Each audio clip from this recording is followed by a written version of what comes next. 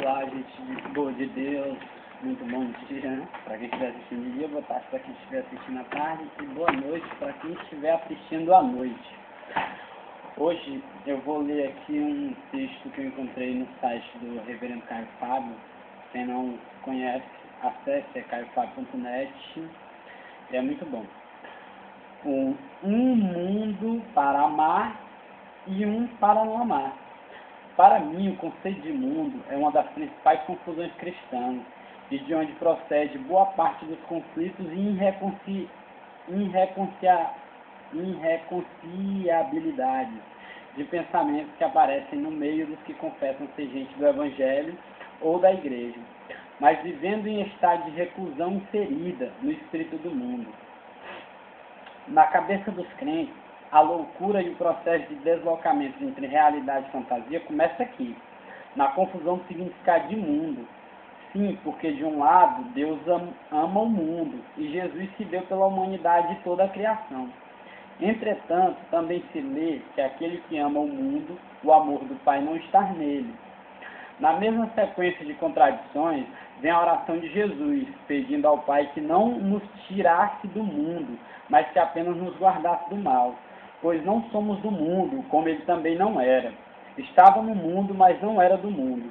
Assim, segundo Jesus, mesmo não sendo do mundo, tem-se que ser ativo e partícipe nele. Afinal, somos o sal do mundo, ou o sal da terra, como se preferir chamar. Entretanto, a lista de conflitos entre mundo e mundo apenas cresce na cabeça dos crentes. Apesar de Paulo dizer em 2 Coríntios que o mundo é nosso, assim como a vida, a morte, as coisas presentes e as por vir, tudo é vosso e vós de Cristo e Cristo de Deus, conclui ele. Simplificando a questão, eu diria apenas que o Novo Testamento usa várias palavras diferentes para designar coisas distintas, mas que são traduzidas algumas vezes pelo mesmo termo, como é o caso da palavra mundo, e não somente palavras diferentes são usadas nas Escrituras, mas se as faz ganharem a devida conotação de acordo com o contexto em questão. Entretanto, Deus amou o mundo das coisas criadas e dos homens. Todavia, ele não está presente no curso deste mundo, que não é nem a criação e nem os indivíduos humanos, mas o entendimento de valores que movem a ambição da civilização, que é controle, manipulação, domínio e poder. Ora, esta dimensão do mundo jaz no maligno e é pervertida em seu entendimento. E a história está aí para nos provar tal fato.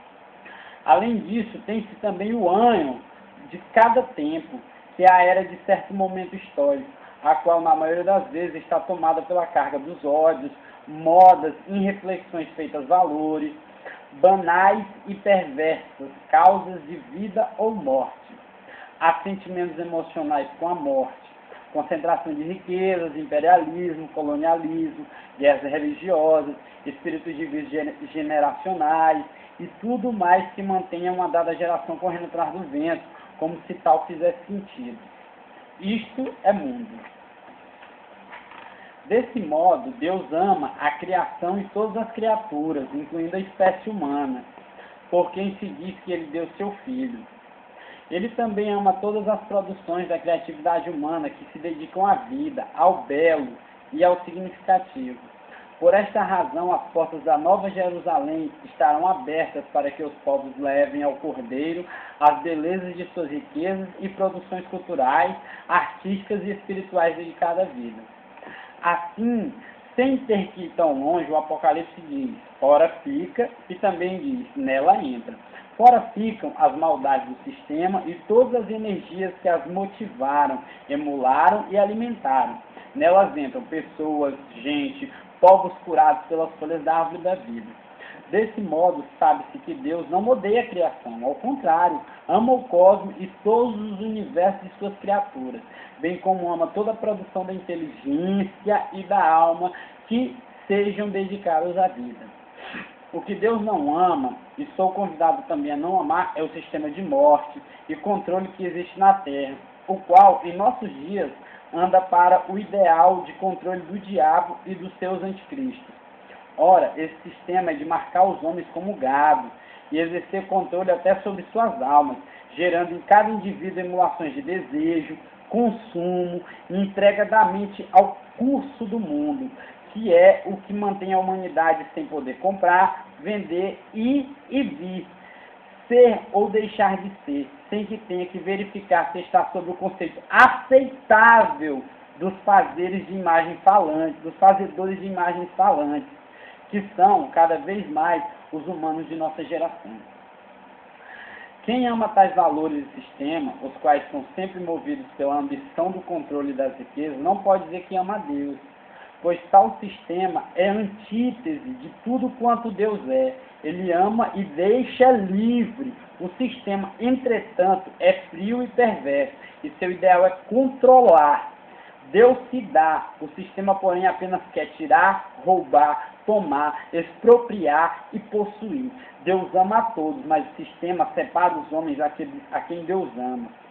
Ora, se pensarmos na igreja, na história, de um lado, e de outro pensarmos apenas no que é e no que não é mundo, veremos que mesmo com a sua obsessão antimundo, por seguir e praticar o mesmo espírito de poder, controle e manipulação que há no mundo, a igreja ainda, que invocando o nome de Deus, é mundo, no pior do sentido da palavra, visto que é parte do curso dos sistemas da morte e o pratica sobre o manto do engano, de que em nome de Jesus toda perversidade é santificada.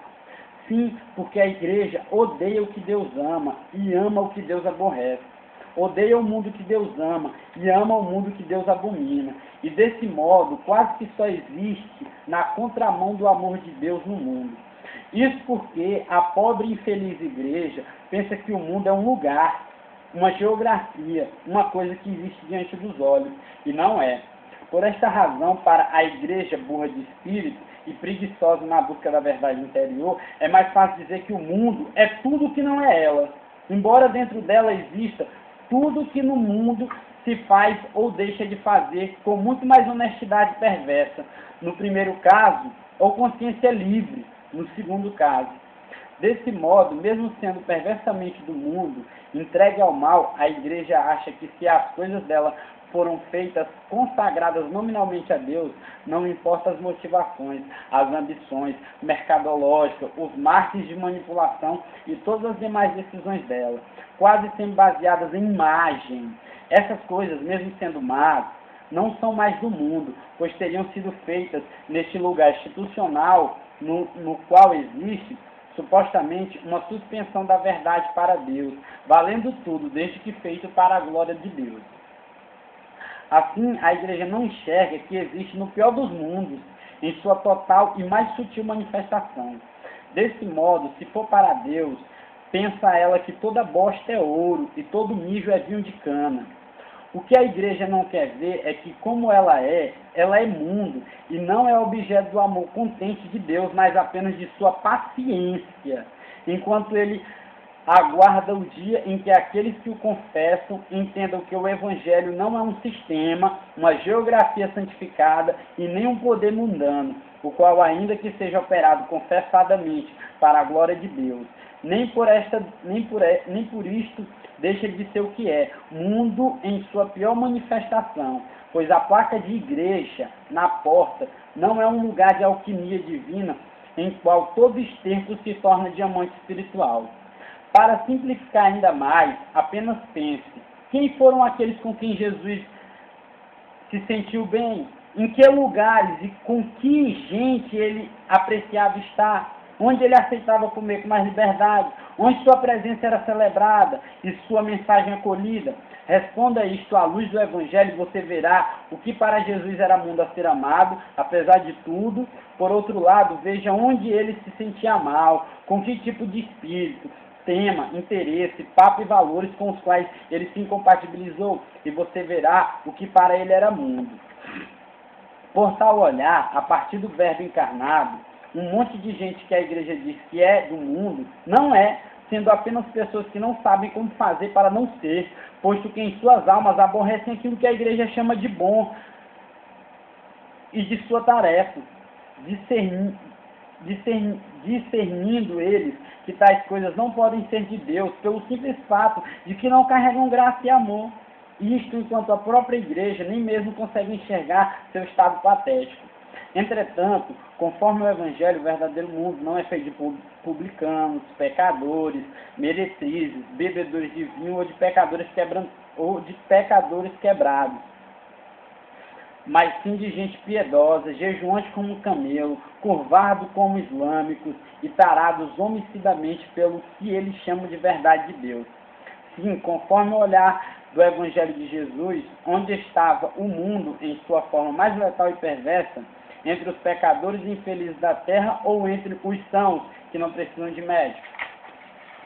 O que a igreja precisa aceitar a fim de ser salva de sua morte e arrogância é que ela está para o presente da história, assim como o Sinédrio, os doutores da lei, os escribas e os fariseus estavam para Jesus nas narrativas do Evangelho.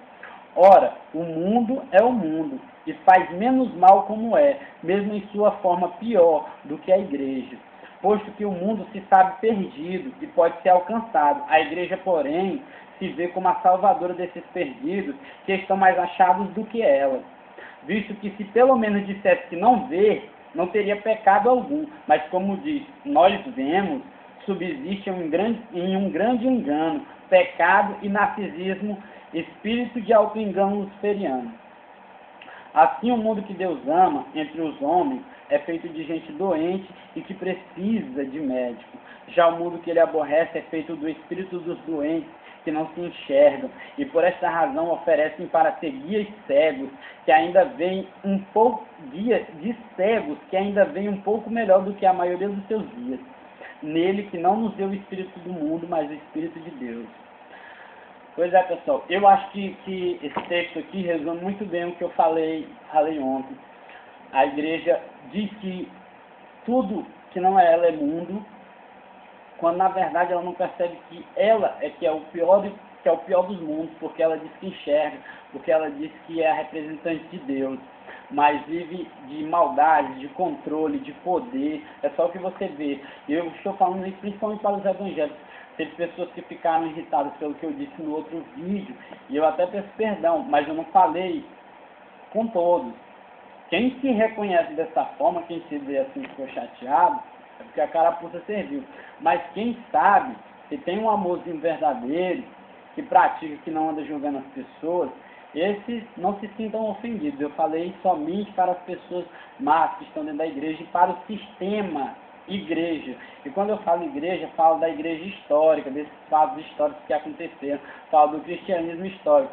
Não estou falando da igreja de Jesus, que somos nós, porque parece que até agora ninguém entendeu que depois de Jesus, nós somos o templo, nós somos a igreja, todos nós somos a igreja. E ele fala, onde houver 2 ou 3 em meu nome, ali eu estarei. Então a catedral é onde houver pessoas falando de Deus.